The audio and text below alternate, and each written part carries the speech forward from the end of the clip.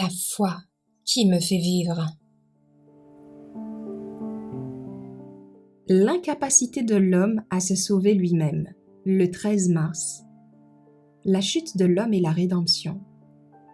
Sachant que l'homme n'est pas justifié par les œuvres de la loi, mais par la foi en Jésus-Christ, nous aussi, nous avons cru en Jésus-Christ afin d'être justifiés par la foi en Christ, et non par les œuvres de la loi.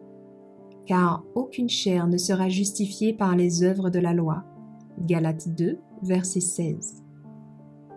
Une autre alliance, appelée dans les Écritures l'Ancienne Alliance, a été formée entre Dieu et Israël au Sinaï, puis ratifiée par le sang d'un sacrifice.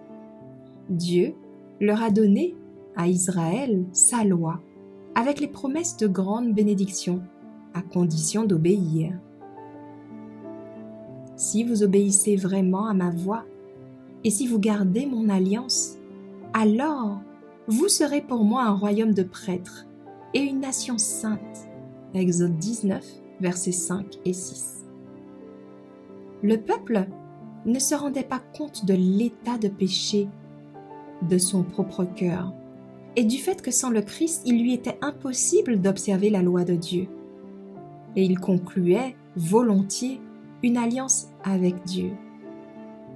Se sentant capables d'établir leur propre justice, ils déclarèrent « Nous ferons tout ce que l'Éternel a dit et nous lui obéirons. » Exode 24, verset 7. Ils avaient été témoins de la proclamation de la loi dans une majesté terrible et avaient tremblé de terreur devant la montagne. Et pourtant, quelques semaines seulement s'étaient écoulées avant qu'ils ne rompent leur alliance avec Dieu et ne se prosternent pour adorer une image taillée. Ils ne pouvaient espérer la faveur de Dieu par une alliance qu'ils avaient rompue. Et maintenant, voyant leurs péchés et leur besoin de pardon, ils étaient amenés à sentir leur besoin du Sauveur révélé dans l'alliance d'Abraham et mis en évidence dans les offrandes sacrificielles.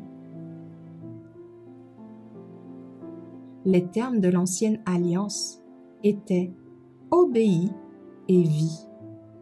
Si un homme les fait, il vivra en eux. Mais maudit soit celui qui ne confirme pas toutes les paroles de cette loi pour les mettre en pratique. Ézéchiel 20, verset 11. Lévitique 18, verset 5. Deutéronome 27, verset 26. La nouvelle alliance a été établie sur de meilleures promesses.